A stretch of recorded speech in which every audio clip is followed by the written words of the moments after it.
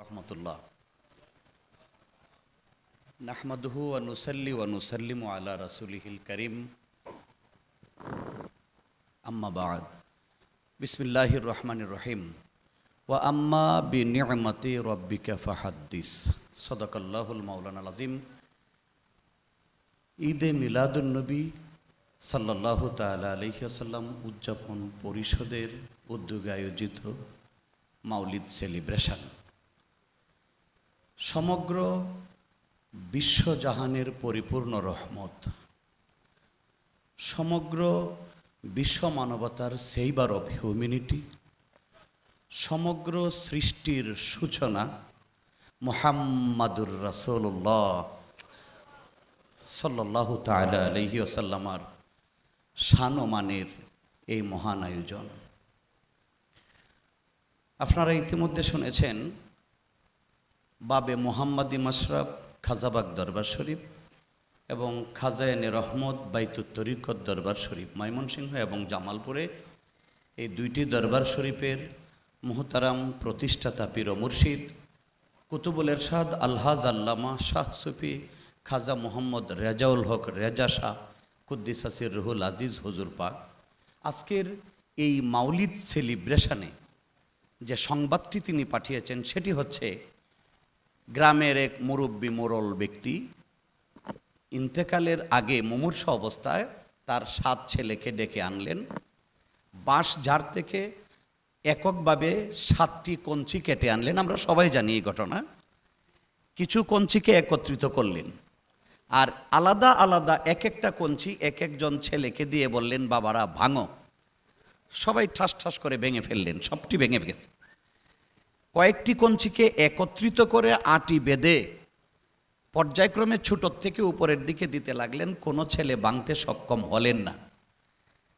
আজকের এই মাউলিদ সেলিব্রেশন আমাদেরকে সেই শিক্ষাই দেয়, যেরকমভাবে আল্লাহ রাব্বুল আলামিন বলেছেন, ওয়ালা তাফাররাকু, পৃথক হইও না, একত্রিতভাবে আল্লাহর রজ্জুকে শক্ত করে ধারণ করো।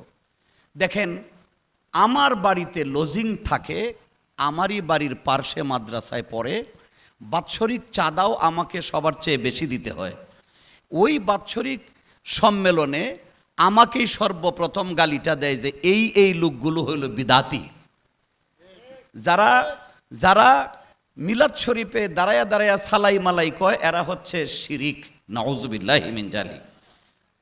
দুঃখ বরাক্রান্ত মন নিয়েই বলতে এসেছি, আসুন এই কে কোন তরিকার, কার কি মসলক, কার কি ওজিফা, আর ধাক্কাধাক্কি করার সময় নেই। অনেক আলোচনা ইতিমধ্যে সম্মানিত ব্যক্তিবর্গরা করেছেন। আজকের যে বাস্তব প্রেক্ষাপট, আমি নেত্রকোনা জেলার বাসিন্দা। আমরা প্রতিষ্ঠিত করেছি ঈদে মিলাদুন নবী সাল্লাল্লাহু আলাইহি ওয়াসাল্লাম উদযাপন কমিটি। এই ঈদে মিলাদুন নবী সাল্লাল্লাহু আলাইহি ওয়াসাল্লাম উদযাপন কমিটির আয়োজনে একটু জশ্নে জৌলুস করব। আমার জেলার মাননীয় জেলা প্রশাসককে 35 মিনিট বুঝাইতে হয়েছে।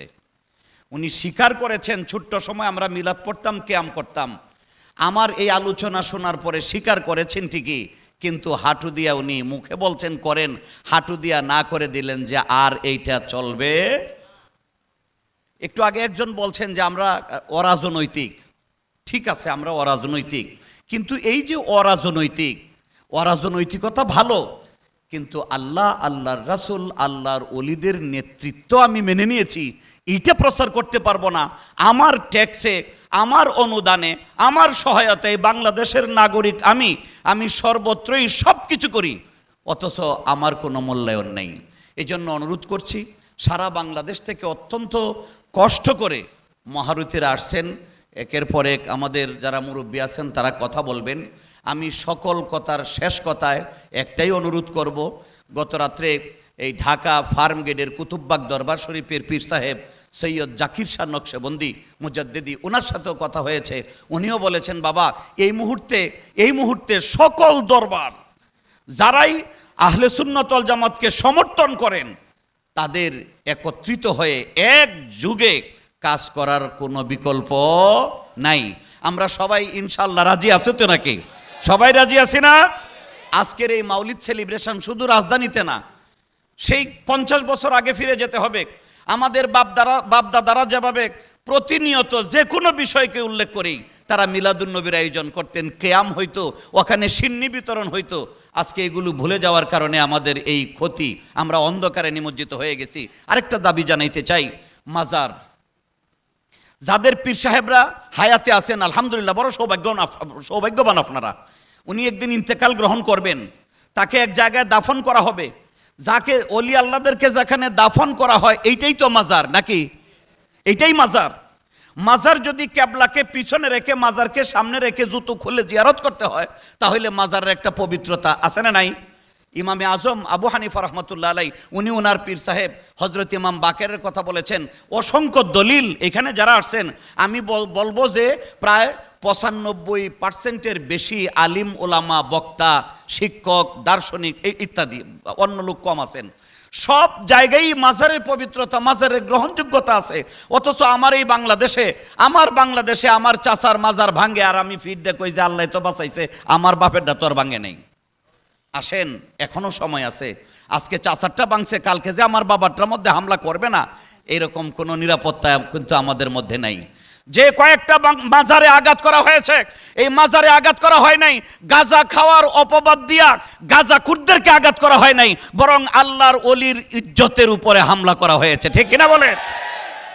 প্রত্যেকটা মাজার যেগুলো ভেঙেছে, যারা ভেঙেছে এদেরকে ধরতে হবে, আইনের আওতায় এনে উপযুক্ত শাস্তি প্রদান করতে হবে, এবং এদের দ্বারাই ওই সমস্ত মাজারের পুনর্নির্মাণের কাজ যদি করে দেওয়া হয়, তাহলেই একমাত্র এই বাংলার জমিনে আহলে সুন্নাত ওয়াল জামাত তথা প্রত্যেকটা দরবারের সব কয়জন আশেক প্রেমিক পাগলরা শান্তি লাভ করবে। তাছাড়া কিন্তু শান্তি আসতে, আল্লাহ পাক যেন আমাদের সকলের এই ইমানের যে ঘুমন্ত সত্তা, এটাকে যেন জাগরিত করে দেন। সকলেই বলি আমিন। ও আখিরু দাওয়ানা আলহামদুলিল্লাহি রাব্বিল আলামিন।